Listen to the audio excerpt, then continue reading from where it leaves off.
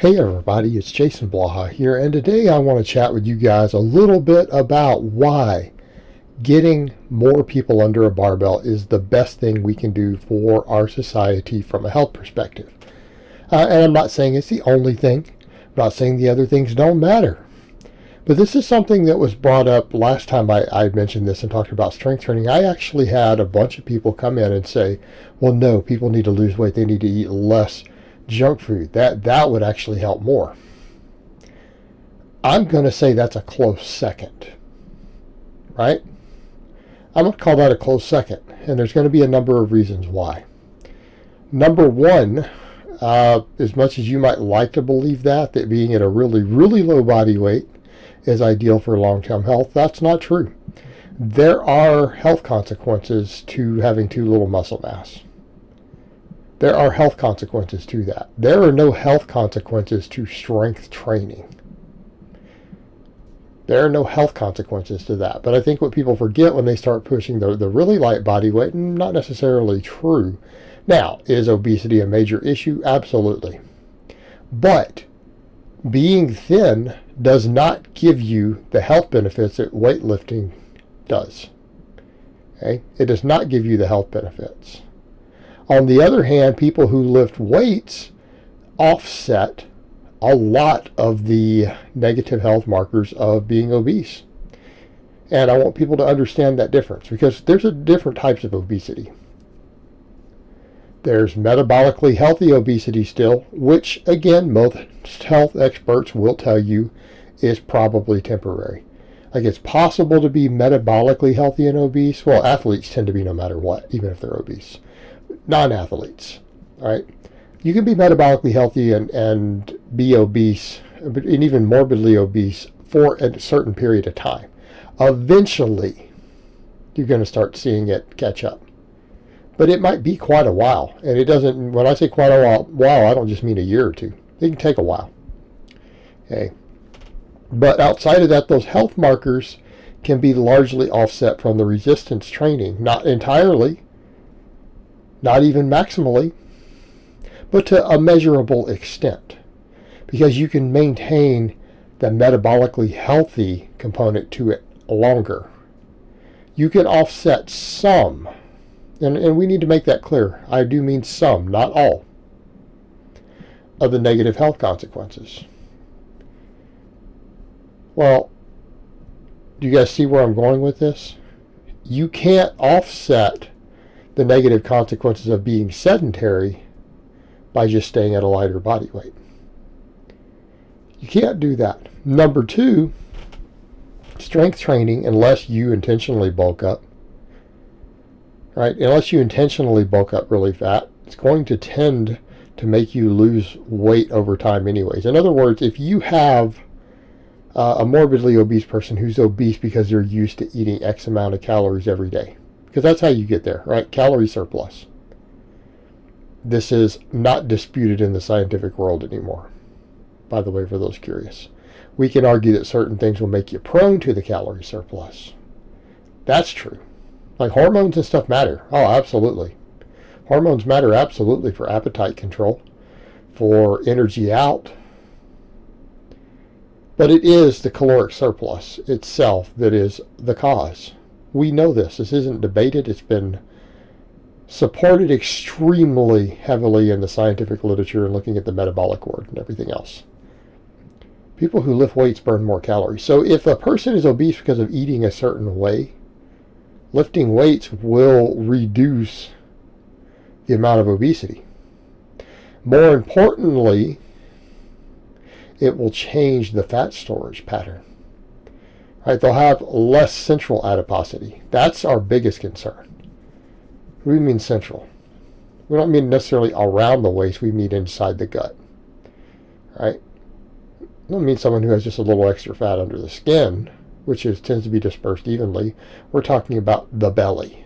Right? That belly. That's internal fat around the organs. That's our real concern. That's the one that really gets you. That's what's deadly. Not debated in the scientific community. That's not a point of contention.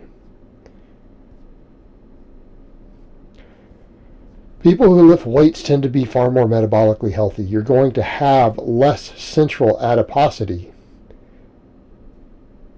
even at the same level of obesity. Okay? That's an important distinction. What else? You're going to burn more calories, though, so you're going to most likely have less fat. You burn more energy just moving around when you have extra muscle from strength training and lifting. It's going to be harder to maintain the same level of body fat. It's actually going to be a lot harder for you to do. You're going to have to eat even more. Okay? And I'm not saying that it's a recipe for people to just stuff their faces and eat like garbage. That's not what I'm saying. I'm just saying it will be harder. They'll actually have to eat even more garbage to maintain the same amount of body fat if they're lifting weights. And if they're just doing it because they're overeating, they're not going to intentionally eat more, hopefully, just because they're lifting. They might, but it's most people aren't. Again, there will be exceptions to this, and I already talked about that there are exceptions to every rule. We know this. We mean by and large, the majority won't. So they're going to tend to have less body fat anyways. So they're going to reap the health benefits of the muscle mass, which we know it affects heart disease, cancer, osteoporosis, diabetes, Alzheimer's, dementia.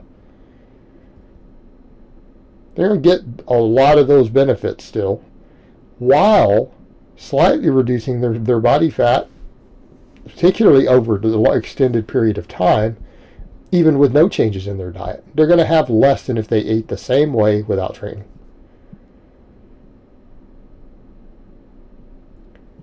And that's an important distinction, isn't it? That's a very important distinction. You're going to move slightly in the direction of the other goal stated anyways. Okay. Now, what about the others? People would say, well, I don't know, drug abuse and alcohol abuse and tobacco abuse. Okay, good points. Very good points. Is that more important than resistance training? Let's come back to the other point. What does resistance training also do for you psychologically? It puts you in the mindset of putting in work to better yourself. Okay? There's a therapeutic effect. There's a self-esteem effect. There's a discipline effect. So let's come back over and talk about what other factors are at play for people who binge eat, overeat, who get addicted to drugs. Are these universal, what I'm about to say? No.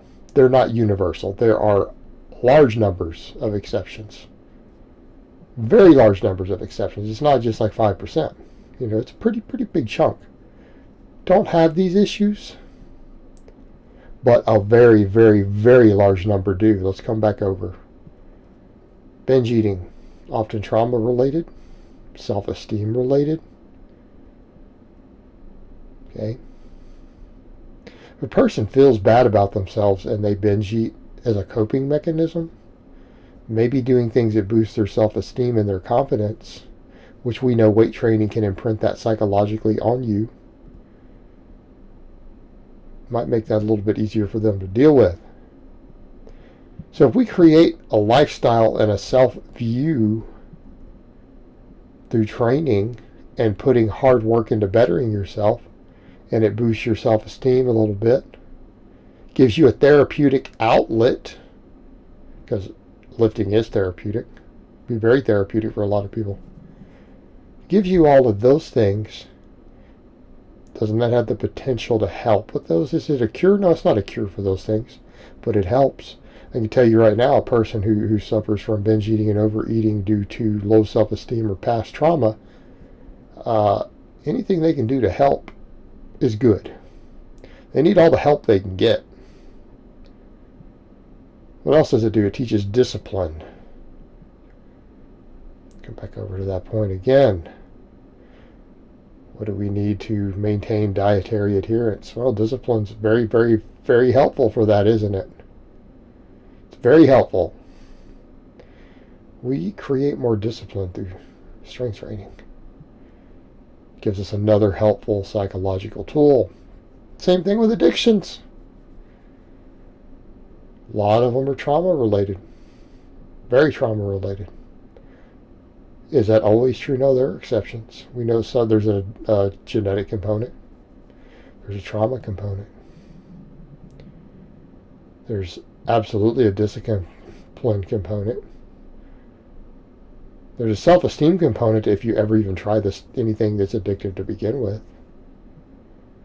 Right? We all know this. We know this. This isn't guessing. And I think deep down on some level, most people know this. Anything that makes a person have better discipline, a better self-image,